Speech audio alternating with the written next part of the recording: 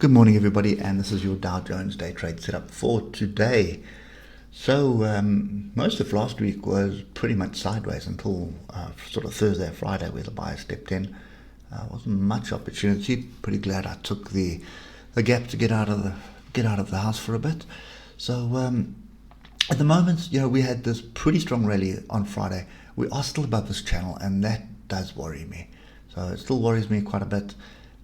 I would expect us to continue going sideways, to be honest, until we get ourselves back in this channel, have a bit of a sell-off, get into the channel, and then continue again. I don't expect us to break all the way up right now. So we could see this last bar as an exhaustion bar as well. So the level that I'm watching, there's two levels. Let's just get those on the lower time frames. 3 hour, nothing really changes on the 3 hour, the view of the 3 hour, except that we do have a consolidation of the oscillators here. So that is indicating some kind of a pullback. We have had a gap down. So typically what happens with our gaps, they close sometime in the week, and that's been going on for well over a year now. So just be very cautious of that. Then I wouldn't be shorting this anyway. So if you're going to try and short this, I think that would be a little bit stupid. But what I'm looking for is to find an area of support. So let's come down to the 1 hour and see what we can see here. Okay, so let's just have a look at price action here again. You can see here is the top of the channel, and you can see a break and another attempt to retest it with a massive pin bar. And then we had this, what I'm looking at right now, is an exhaustion bar. Look to the left, you can see there is quite a bit of interaction here. And here is 32,993, and then you've got a little bit more interaction down here at 32,819. So put that into perspective. I am looking to be long on this pair. Well, sorry, not this pair, but on this instrument, and that is either right where we are now, or alternatively a little further down at 32,819. So 32,819 would pretty much eradicate this exhaustion bar to the upside. Now, what's significant about this, where it may not be an exhaustion bar, is it is on a Friday. So in the last 2 hours of trading, well, actually let's just say the last hour of trading, instead of the buyers taking profit, they bought. Now, why did they bought? In actual fact, the last 2 hours, because take this pin bar in as well, because they started buying within this pin bar here.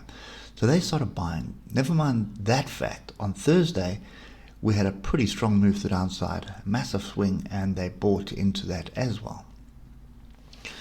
So if you read into what's happening, the institutions don't see any chance for a fall at the moment.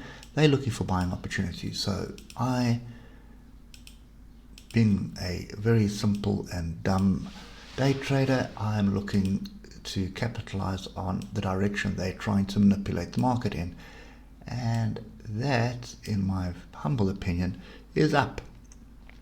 So this area here, if I'm on the 15-minute, you can see this level is 32,993. It's slap bang in the middle of this opening range for today. If we get below this 32,955, then I'm looking for opportunities pretty much 32,890, 32,819. That's kind of the area that I'm looking in, and fairly wide stops below the lows of Friday. Okay, so that's kind of my view on Wall Street. I suspect upside. That's pretty much what it is, and I think we do have daylight savings kicking in into Europe, so market should start moving an hour earlier. From the European side, I think USA is pretty much already in daylight savings right now. So that's kind of my view at the moment. Looking for longs, and I would be on the 15-minute charts if I was you. And watch this carefully. I mean, even if you come down to the 5-minute for today, it's a Monday. There's not much noise or news coming out. Let's just do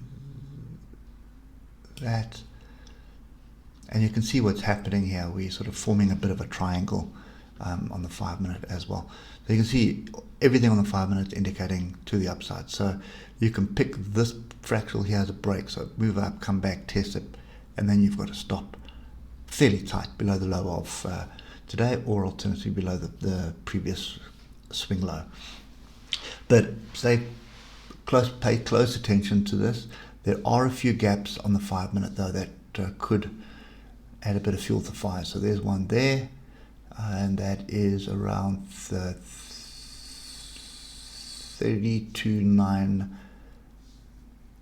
close, 32.922, and there's we're going to give them all to you, but you can see them. There's another one down here. So there's lots of little gaps, and there's a bigger one down here.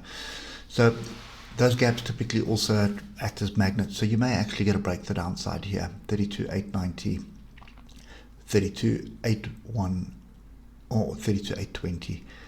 Anything down there is going to get me buying, no questions asked. Any break of these highs and retest of these highs for the day is going to get me long. That's pretty much the moral of the story. Bear in mind, we still have a... I've taken it out.